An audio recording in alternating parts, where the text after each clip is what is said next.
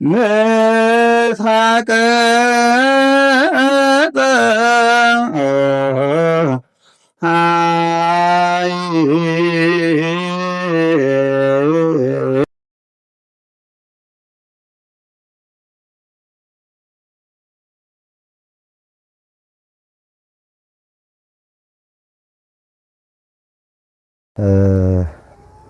በኢትዮጵያ ኦርቶዶክስ ተዋሕዶ ቤተክርስቲያን የመስቀል አከባበር ስርዓት፣ የመስቀል ትምህርት፣ የመስቀል ምልክት ትልቁ ድርሻ ነው። በመስቀል ባጭሩ የክርስቲያኖች መለያ ነው። መድኃኔ ዓለም ክርስቶስ በመስቀል ከተሰቀለ በኋላ መስቀልን ካሳ ክሶበት መስቀልን የሕይወት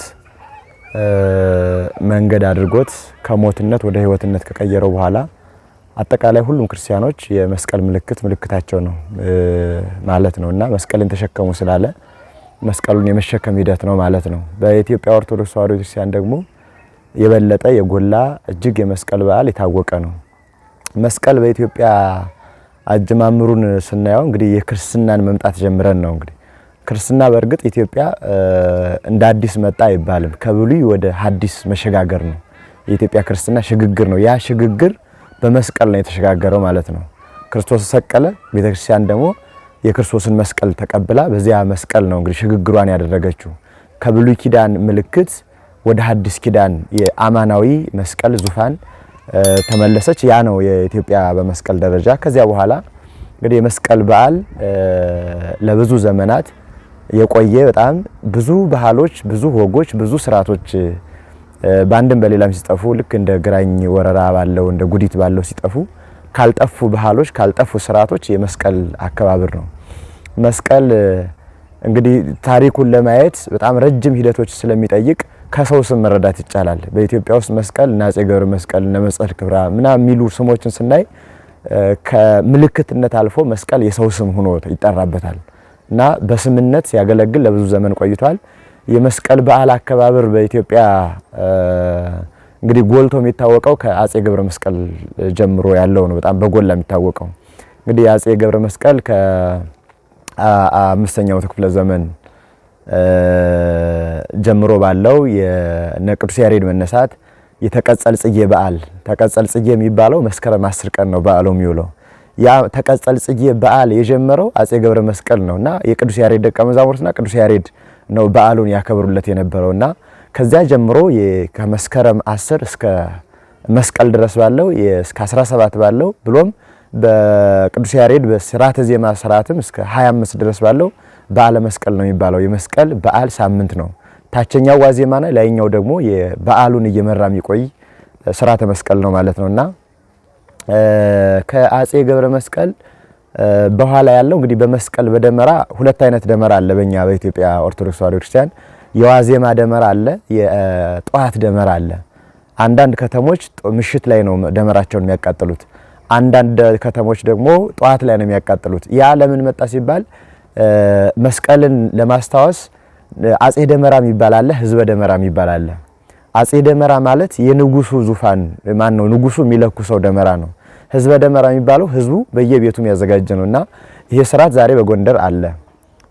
ህዝቡ የመስቀል በ16 ዋዜማ ላይ ደመራ ለኩሶ ሲያስታውስ ሲያመሰግን ያመሻል። ጧት ሁሉም ተሰብስቦ በጋራ አፄ ደመራን ይለኩሳል ማለት ነውና በዚህ መልኩ የጀመረው የአፄ ገብረ መስቀል ነው ማለት ነው። ከአፄ ገብረ መስቀል በኋላ እንግዲህ ሲወርድ ሲዋረድ እስከ አፄ ላሊበላ ድረስ ይሄ ታሪክ ደርሷል። እና አፄ ላሊበላም የላሊበላ ሚስት መስቀል ክብራ ናት። ላሊበላም ውቅር አብያተ ክርስቲያናቱን ሲሰራቸው ብዙዎቹ የመስቀል ምልክት ናቸው ማለት ነው። መስቀሉን እየቀረጸ ነው። እንዲያው መስቀል በኢትዮጵያ ታሪክ ውስጥ የመስቀል ስርዓት የአክሱም ቅርጽ የሚባል አለ፣ የላሊበላ ቅርጽ የሚባል አለ፣ የጎንደር ዘመነ እና የሸዋ ዘመነ መንግስት ቅርጽ የሚባል አለ። ራሱ መስቀል በተለያየ ቅርጽ ይቀርጹት ነበርና እንግዲህ የታወቀውን ጉዳይ በጣም ለማጉላት ከላሊበላ በኋላ አፄ ዳዊት ተነሳ ቆይቷል። እንግዲህ ከአፄ ዳዊት በኋላ ዘርዓ ያዕቆብ አለ የታወቀው ማለት ነው። በ1444 ዓመተ ምህረት ወደ ኢትዮጵያ የክርስቶስ መስቀል መጥቷል። በ1444 በአፄ ዘርዓ ያዕቆብ ነው እንግዲህ 3 ዓመት ከ3 ወር ኢትዮጵያን የዞረው። ከግብጽ የመጣው በስናር በኩል የመጣው በአፄ ዳዊት ነው። ኢትዮጵያን ግን በማዞር ደረጃ ግን ሙሉ ኢትዮጵያ አድባራት እንዲባረኩ የሰራው አጼ ዘርዓ ያዕቆብ በእግዚአብሔር ረድኤት ነው ይሄን ያደረገው ማለት ነው። ይሄንን እንግዲህ መስቀልን ከኢትዮጵያ ጋር ስናስተሳስር ሶስት ነገሮች የማይቀሩ ጉዳዮች ናቸው። እግዚአብሔር በመጀመሪያ በቸርነቱ ታቦተ ጽዮን ከቤተ እስራኤል ከአይሁድ ከዚያ ተለይታ በቀዳማዊ ምኒልክ ዘመን ወደ ኢትዮጵያ መምጣቷ ሌላ ሀብት፣ ሌላ ትውፊት፣ በጣም ሌላ ጸጋ ነው። ከታቦተ ጽዮን ምጽአት መምጣት በኋላ ደግሞ እመቤታችን ቅድስት ድንግል ማርያም በመዋዕለ ስደቷ ወደ ኢትዮጵያ መምጣቷ በጣም ሌላ ሀብት ነው ማለት ነው። ሌላ ኪዳን ነው። ከእመቤታችን ምጽአት መምጣት በኋላ የኢትዮጵያን ገዳማት ከባረከች በኋላ ደግሞ እንደገና የክርስቶስ መስቀል መጥቶ ደግሞ የኢትዮጵያን ገዳማት 3 ዓመት ከ3 ወር ሲባርክ ሲመላለስ ቆይቷል። እንግዲህ እንደ ሌሎች አይደለም። እኛ መስቀል ስናከብር የመስቀል በዓል ደመራ አለው። እሌኒ ቆፍራ አስወጥተዋለች። ብዙ ታሪኮች አሉ። ከዚያ ባሻገር የኛ ጭማሪ ነው ያለን። በራት ላይ ዳራጎት እንደሚባለው በእሌኒ ላይ የክርስቶስ መስቀል ወደ ኢትዮጵያ የመምጣቱን ግሸን የሚያረፉን በግሸን አምባ ላይ ተቀምጦ ዛሬም ድረስ ምንባረክበት ጸጋ በረከት ምናገኝበት ብዙ ኪዳን ያለበት መሆኑ ደግሞ እኛን የበለጠ እንድንጓጓ ኪዳኑ እንድንታተም የሚያደርገን ትልቅ የኢትዮጵያ ተስፋ ነው ማለት ነው። በጣም እንግዲህ ከአጼ ዘርዓ ያዕቆብ በኋላ እንግዲህ ታወቁት የጎሉት እና አጼ ናዖድ ከዚያ እና አጼ ገላውዲዮስ በመስቀል በዓል ይታወቃል። የመስቀል በዓል ንጉሱ ከነሰራዊቱ ቀንደ መለከት እየተነፋ ነጋሪት እየተጎሰመ ለበዓል ይገኙ ነበረ። ደመራም የመለኮስ የመደመር ሁሉ ባለቤቶች ነበሩ ማለት ነው። ምክንያቱም ከቆስጠንጢኖስና ከንግስት እሌኒ ተነስቶ በቤተ መንግስት ሁሉ ይሄ የታወቀ በዓል ነው ማለት ነው። እንግዲህ የመስቀል በዓል በኢትዮጵያ እንዲህ እያለ የመጣ ብዙ ነገሮች ሲጠፉ ያልጠፋ የት እንደመጣን የት እንደነበርን የሚያሳየን ነው። እንግዲህ መስቀል ሁለንተናችን ነው። ማተባችን መስቀል ነው። ቤተ መቅደሳችን መስቀል ነው። ምናማተበው መስቀል ነው። ስራ ስንሰራ መስቀል ነው። ኃይላችን መስቀል ነው። በአጠቃላይ ቡራኪያችን መስቀል ነው።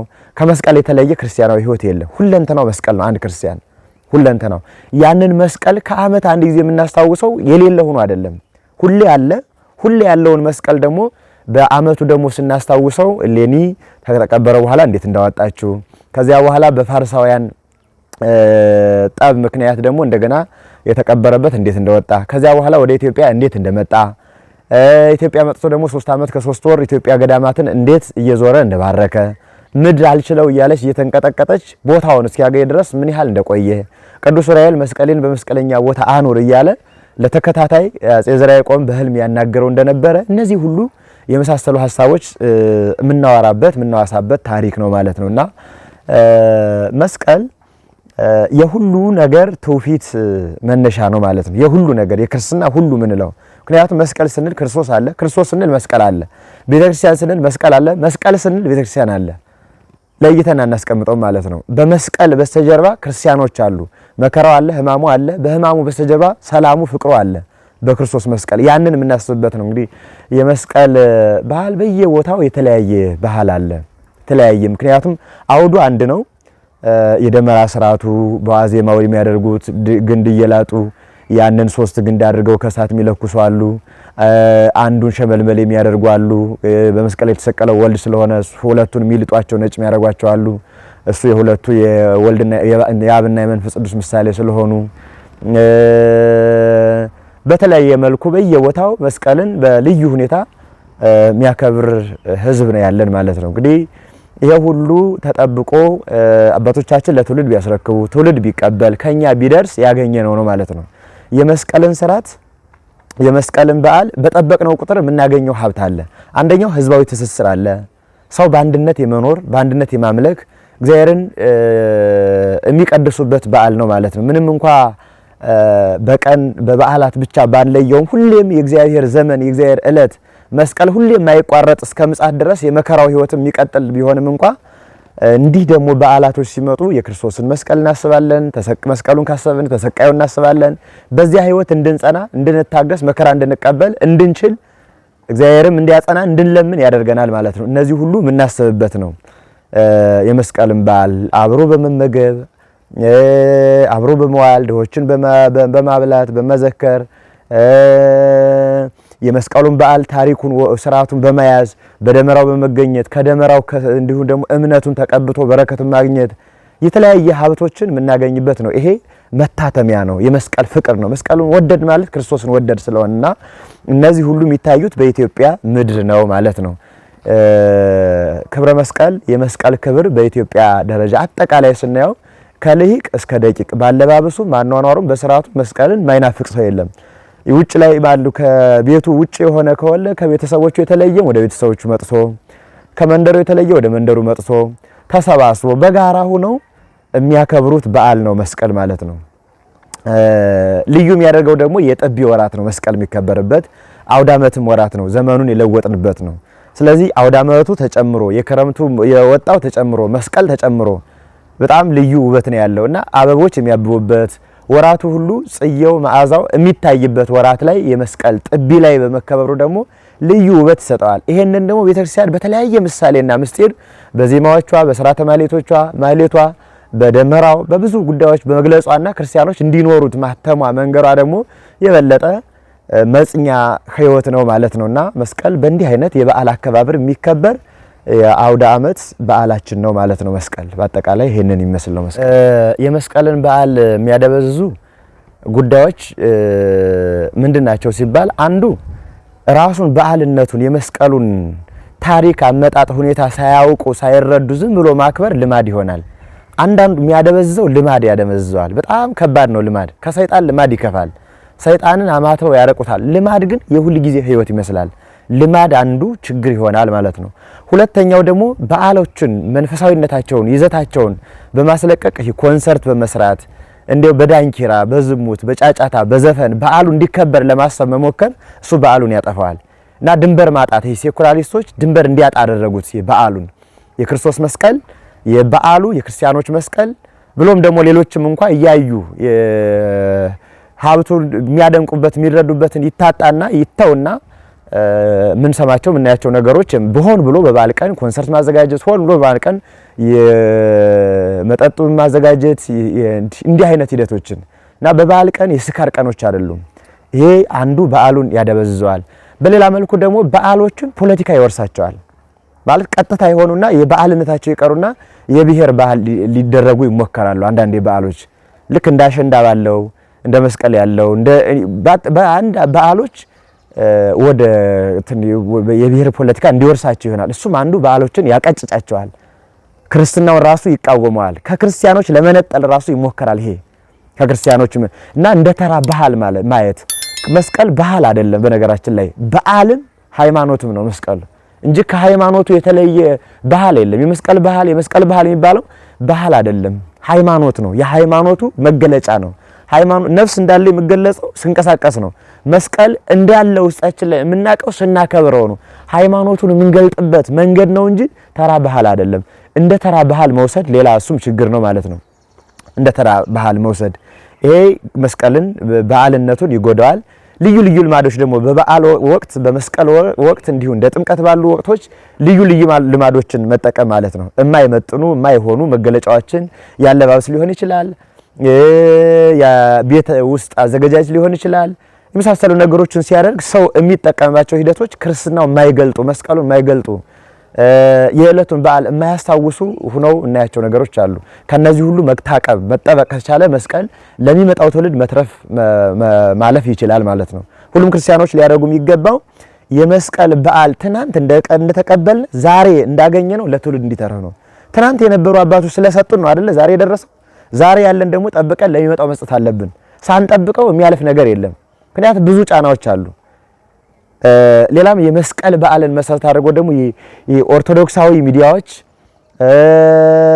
በዓሉን የሚገልጡ ሚዲያዎች በስፋት አለመኖርና በየቦታው አለመሰራጨት እሱም አንድ ድካም ያመጣልና ባለን አቅም ሁሉ መግለጥ መቻል አለብን። ባለን በእያንዳንዱ ትንሽ ትልቅ ሳንል ከቤታችን ከጎረቤታችን ከሀገራችን ከያለንበት ከውጭም ከውስጥም ከተበተንበት መስቀሉን ሊገልጽ የሚችል ትናንትን ሊያስቀጥል የሚችል አኗኗር ማሳየት መግለጥ መቻል አለብን። እሱን ስናደርገው መስቀል ሕያው ምስክር ሆኖ እያየነው ምልክት አርማ ሆኖ ይቀጥላል ማለት። ተከተል አለቃህን ተመልከት ዓላማህ እንደሚባለው የክርስቲያኖች ዓላማ መስቀል ነው። ዓላማ እንጥለን ወደ የትም አንሄድ። የመስቀልን ሕይወት ጥለን ክርስቲያን ሆነን በተጋድሎ መጽናት አንችልም። መንፈሳዊ ኃይል አይኖረንም። መንፈሳዊ ኃይል የሚኖረን ሲኖረን ነው። የሚቃወሙትን ነገሮች በሙሉ ድባቡን የሚያጠፉትን ኖ ማለት መልመድ መቻል